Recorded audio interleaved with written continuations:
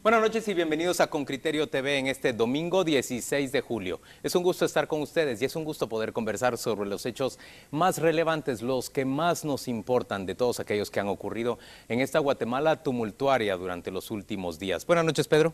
¿Qué tal? Buenas noches, muchas gracias por estar ahí. Solo decirle que por exigencia del guión alguien bajó el asiento, pero yo soy más alto. No es importante, pero luego la gente se sorprende solo para que quede claro. ¿Verdad, Claudia? Yo no tengo aclaraciones que hacer, alguien lo vino a subir como siempre para que mis compañeros no se miren más altos que yo. Los tres le damos en conjunto la bienvenida al fiscal especial contra la impunidad. Se trata de Juan Francisco Sandoval, a quien agradecemos que se siente a conversar con nuestra audiencia sobre esos hechos tan relevantes que fueron presentados el viernes último. El caso, vamos a arrancar con el de Alejandro Sinibaldi, exministro de Comunicaciones, y la serie de constructores de obra pública que fueron señalados. Claudia, arranca con la primera pregunta, una muy general. A mí me encantaría resumir el caso en los números clásicos: 17 personas capturadas, 5 más son citados, 19 permanecen prófugos, pero creo que lo importante es que las personas que están en casa escuchando esta entrevista comprendan cuál es la importancia de este caso, cuál es su implicación y qué significa en este combate contra la corrupción que tenemos en Guatemala desde el año 2015. Bueno, muchas gracias por la invitación. En primer lugar, comentarles de que en cuanto a los números son 15 las personas que no fueron detenidas, en primer lugar. En segundo lugar, lo que significa es la confirmación de la manera en que son utilizadas las instituciones del Estado para favorecer intereses particulares. Lejos de favorecer los intereses públicos, además de la probidad, además de la calidad de la obra pública. Recuerdo bien que el viernes se mencionaba estos enriqueciéndose y vean cómo están las carreteras, por ejemplo. Entonces, en cuanto a la investigación, lo que confirma al final de cuentas es la tesis que se sostuvo cuando fue operativizado el caso denominado cooptación del Estado. Recordemos que en ese caso el colaborador eficaz indicaba: yo conozco 8 instituciones del Estado que manejaba una parte del área gubernamental. Lo del señor Alejandro y otras cuestiones que se manejaron durante ese gobierno, yo no las conocía. Sé que se manejaba de la misma manera, que había porcentaje de comisiones, pero era algo que no me correspondía. El gobierno de Pérez Molina dividido en 2 parcelas. La primera parcela abordada ya en buena medida en el caso cooptación del Estado era la parcela correspondiente a Roxana Valdetti. La segunda parcela, la correspondiente a Alejandro Sinibaldi, es la que se conoce ahora, nos dice usted. Así es, y pudimos observar en la presentación que realizó tanto el fiscal general de la República en funciones como el señor comisionado de la CICIG, cómo se repite la misma temática: la utilización de entidades de las denominadas de cartón, mediante las cuales fluían recursos cuya proveniencia eran comisiones ilícitas que eran cobradas en este caso a diversos constructores de por lo menos 8 grupos empresariales, y que posteriormente eran blanqueados y al final de cuentas convertidos en una serie de bienes muebles e inmuebles cuyos principales beneficiarios eran personas vinculadas con el señor Alejandro Jorge Sinibaldi Aparicio. Fiscal, hay 2 cifras que llaman la atención. Una, que incluso el comisionado presidencial dijo: bueno, suben ustedes y le va a dar eso, 10 millones de dólares de comisión o de dinero que se ha visto derivado para estas cuestiones. Y 2, un 15% era más o menos el porcentaje de coimas. ¿Eso nos da el volumen de lo que ustedes han abordado? ¿Es el volumen total o no? No es el volumen total. De hecho, si recordamos algunas de las diapositivas que fueron presentadas, se realizó análisis financiero de 3 entidades. 3 entidades de otras entidades que formaban parte del conglomerado comercial de las personas vinculadas con Alejandro Jorge Sinibaldi. De hecho, no nos atrevimos a dar una cifra de corte en cuanto a porcentaje de comisiones. Lo que sí se puede determinar, lógicamente, porque obra en información pública, por ser las adjudicaciones que se dieron a estos conglomerados comerciales, que eran de alrededor de 1.800 millones de quetzales en obra adjudicada, y de ahí partía un porcentaje de comisión que variaban del 10, 15, 20%. De hecho, entre los hallazgos de las distintas diligencias que se llevaron a cabo el día viernes, se encontraron precisamente algunos cuadros que denotan esos porcentajes de comisión que fueron localizados en algunas entidades que fueron objeto de allanamiento. Ahora, lo que nos llama la atención a todos es esa diligencia para registrar la corrupción. Es que pareciera que eran oficinas dedicadas a administrar los sobornos, el pago de comisiones. ¿Qué dice esto a un investigador como usted, a un fiscal que persigue corrupción y que encuentra cuadros debidamente manejados, diligentemente sumados y restados? Bueno, como guatemalteco, mala suerte para los guatemaltecos, tener el conocimiento que era tal el grado de desfachatez que se llegaba a un registro de esta manera. En materia de investigación, de alguna manera facilita las cosas en el sentido de que puede confirmarse con los eventos adjudicados en Guatecompras, cotejados con los comprobantes únicos de registro, con los CUR de pago, cuando se realiza el pago, y de esa manera realizar algún cálculo en relación a la coincidencia que puede existir entre la información testimonial, cuadros localizados y la información que se moviliza en las cuentas bancarias. Fiscal, entonces, la primera parte de ese gran embate en contra de la corrupción tiene que ver con el pago de sobornos o de coimas de constructores para ser favorecidos, ya sea con el pago de lo que se les debía o con nuevas obras de parte del gobierno, concretamente al señor Sinibaldi, ministro de Comunicaciones. Así es. La segunda parte tiene que ver con pagos de una empresa telefónica a instancias de Julio Ligorría, el ex embajador en Washington de Guatemala, para ganar el favor del Partido Patriota, que iba a ser gobierno, para que lo ayudara en diligencias propias de esa empresa. Así es. Esta segunda parte de la investigación tiene que ver con un conflicto jurídico de índole administrativo que fue resuelto por autoridades guatemaltecas. Entre las anomalías que existían en ese conflicto jurídico, sin que hayamos profundizado de momento en eso, sino más bien en lo financiero, es que era un conflicto entre particulares, en el que de manera anómala aparecen resoluciones de autoridades gubernamentales. Particulares que eran las dos grandes telefónicas. Eran las dos grandes telefónicas. Era un conflicto en relación a cuotas de pago que se debían entre empresas mercantiles por temas que son de índole telefónico. Sin embargo, aparecen ahí involucradas resoluciones administrativas que de momento parece de que eran situaciones que no eran dables en ese momento porque eran, como repito, conflictos entre particulares. Al final de cuentas, como producto de esas resoluciones administrativas, Telgua tenía que pagar alrededor de $400 millones, lo que al final de cuentas en una realidad como la nuestra, $400 millones representaba prácticamente el cierre de operaciones de esta empresa de telefonía. Entonces fueron buscándose la manera en que se solventara ese conflicto entre telefónicas, lo que desencadenó la búsqueda de una persona que ayudara a posicionar a la empresa Telecomunicaciones de Guatemala en un nuevo gobierno. El nuevo gobierno que se esperaba que fuera el que ganara, si recuerdan, ¿cuál era la dinámica política en Guatemala? Que el gobierno que en la elección anterior era el segundo lugar, para la siguiente le tocaba, como se decía, ¿verdad? Entonces era más seguro que el Partido Patriota iba a llegar al poder. ¿Y de qué manera podía mostrarse claro como cercana a Telgua? Pues se buscó esa serie de favores, el acercamiento con el señor Carlos Slim, que a la fecha, en aquel momento era el hombre más rico del mundo, sigue siendo el hombre más rico de Latinoamérica, y todo lo que esto representaba en cuanto a imagen mediática. Y por otra parte, paralelamente, hubo una forma en que solventaron ambas empresas de telefonía su conflicto, un contrato. Y para todo esto, la sugerencia que se dio es que Telecomunicaciones de Guatemala financiara al Partido Patriota.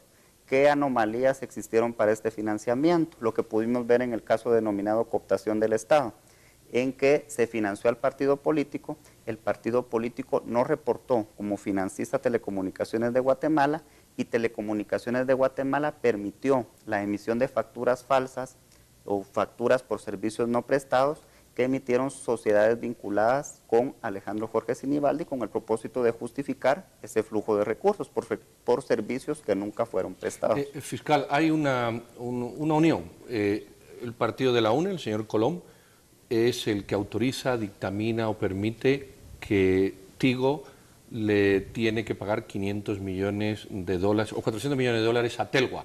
Y es con la entrada futura, como usted explica, del Partido Patriota, que esa negociación hace que Tigo se avenga a reducir ese monto y a pactar de alguna manera con Telgua. Ahí se pueden visualizar, además de los que usted ya ha dicho, otro tipo de delitos de connivencia de ajustes, de acuerdos que no se ajusten precisamente a ley? De hecho, la Fiscalía estaba investigando entidades vinculadas con Alejandro Sinibaldi, pero al obtener información, otro tipo de información relacionada a otro periodo en el que también pudo haber flujos de efectivo. El periodo de la UNI.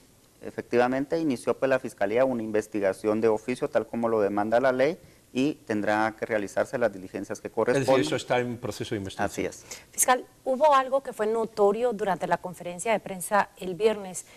Ministerio Público y CICIG presentan estos casos y entre los casos se descubre que han existido convenios de sentencia, de cooperación con la justicia, de confesión y de sentencias o procedimientos abreviados con dos personas. Uno es un contador de la empresa Bonelli y el segundo es el señor Julio Porras Sadik, que es quien cuenta todo este tipo de relaciones que se gestionan alrededor del conflicto mercantil entre Telgua y Tigo.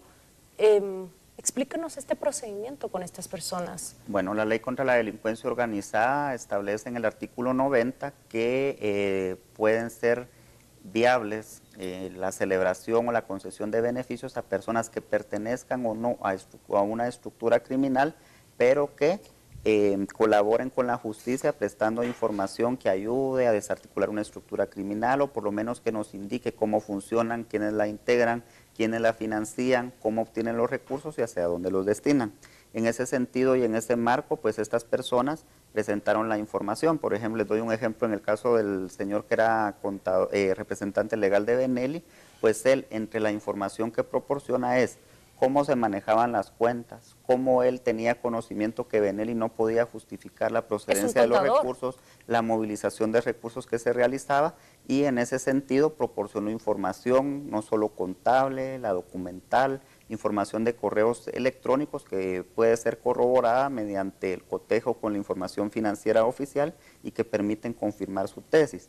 En el caso del señor Porras Sadik, él proporcionó todas las facturas que fueron emitidas a Telecomunicaciones de Guatemala, Sociedad Anónima, todos los cheques que fueron emitidos por Telecomunicaciones de Guatemala hacia el Partido Patriota y toda la información que soporta de que efectivamente el señor Porras Sadik directamente era el responsable de realizar esos pagos. ¿A cuánto ascendió ese financiamiento electoral? Superó los 15 millones de quetzales. ¿Y ese financiamiento nunca fue declarado ante el Tribunal Supremo Electoral? Nunca fue declarado ante el Tribunal Supremo Electoral, pero sí se pudo determinar la ruta de ese dinero, o sea, que efectivamente fue utilizado para gastos de campaña del Partido ¿No se enriqueció Patriota? el señor Sinibaldi con parte de esos fondos?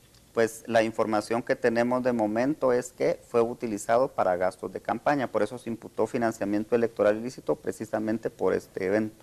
Fiscal, mucha gente dice, ¿por qué tanto focalizarse en el gobierno del PP y no en otros? ¿Es porque este gobierno, o las personas, ¿verdad?, porque no ha sido el gobierno, las personas que se identifican han sido más descaradas? ¿Es porque la tecnología permite acercarse ahora más rápidamente a estos indicios? ¿Es porque hay más colaboradores? ¿Es porque ustedes son más eficientes? Porque pareciera ser que hemos entrado en un proceso donde es más fácil indagar estas cosas versus la dificultad de antes, que todo el mundo comentaba, esto ya se sabía. ¿Qué ocurre ahora?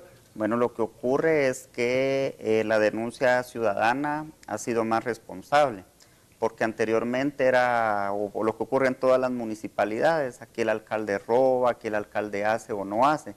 Sin embargo, las personas que se han acercado a denunciar, con mucho valor por cierto, han presentado medios que en realidad son objetivos y que permiten a la Fiscalía realizar, adelantar y profundizar en investigaciones. Fiscal, ¿cuántas personas participan de la Fiscalía Especial contra la Impunidad para poder desarrollar y durante cuánto tiempo un embate de este tipo a la corrupción? Bueno, en realidad se requiere, aparte de recurso material o de tecnología, el recurso humano. En este momento la Fiscalía Especial contra la Impunidad está conformada por 10 agencias aquí en la ciudad de Guatemala, cada una de ellas por un agente fiscal, entre 3 y 4 auxiliares fiscales y un oficial de fiscalía. Pero reconozco que toda esta información que es procesada y llevada a tribunales no sería posible sin el acompañamiento de la Comisión Internacional contra la Impunidad en Guatemala, quienes proveen de analistas financieros, analistas criminales, quienes coadyuvan de manera muy estrecha en el desarrollo de la investigación. Fiscal, otra de las informaciones que destacó durante la conferencia del viernes es ese número que revela el señor Iván Velázquez, 100 prófugos de la justicia desde abril 2015 hasta julio 2017. ¿Qué debe hacer la Policía Nacional Civil, el Ministerio de Gobernación para encontrar a estas personas? ¿Es posible hallarlas? Sí, es posible encontrarlas. Considero o sugiero, ¿verdad?, de que se monten brigadas especiales para la búsqueda de las personas que se encuentran prófugas, ¿verdad? En realidad, ¿Hay la voluntad? la Policía Nacional Civil es insuficiente el personal, la cantidad de guatemaltecos que somos, el porcentaje de policías que existe por cada habitante y los elevados niveles de criminalidad. Entonces no sé si ellos están en las condiciones de formar brigadas como las que... Que no es las una que prioridad, sugerí. nos dice. ¿Cuánto tiempo lleva un caso de estos que hoy sale con tanta gente, tanta información, tan detallado, tan preciso? ¿Cuánto tiempo? Bueno, las denuncias iniciales fueron presentadas a finales del año 2015, entonces alrededor de año y medio llegó la construcción de este caso. Pero ustedes llevan paralelamente a este otros muchos. Es decir, no hay una dedicación exclusiva al caso. No, porque ustedes mismos se han dado cuenta de que periódicamente estamos operativizando casos y eso muchas veces se traslapa con cuando ya están judicializados los casos, pues también tenemos que cubrir distintas etapas procesales en los tribunales. ¿Hay un cálculo concreto de a cuánto puede ascender el monto que se apropió el señor Sinibaldi? Bueno, no me atrevo a fijar un monto, solo sería de hacer un cálculo, pero ese monto sería más preciso en el momento en que finalice el análisis financiero, cuando se podría dar con mayor detalle, con mayor precisión a cuánto asciende ese monto. Su percepción es que los bienes inmuebles que se le están extinguiendo al señor Sinibaldi y las cuentas de dinero que tiene confiscadas en Suiza suponen la totalidad de la fortuna de la que él logró apropiarse, ¿o usted cree que hay más? Es la que públicamente se ha conocido, pero entre la información que surgió en la propia conferencia de prensa, se tiene el conocimiento de la existencia de bienes en otros países. Tenemos últimas preguntas. Claudia, ¿tiene una última pregunta? Una última y muy brevemente antes de irnos al corte. ¿Usted cree que van a capturar al exministro Alejandro Sinibaldi? Hoy son más delitos y más casos en contra de él y lleva más de un año desaparecido completamente. Bueno, pues yo mantengo la fe, la esperanza y tengo la convicción de que en algún momento se le va a detener. Señor fiscal, gracias por acompañarnos esta noche para Hacer con Criterio TV. Vamos a la pausa comercial y volvemos dentro de muy poco.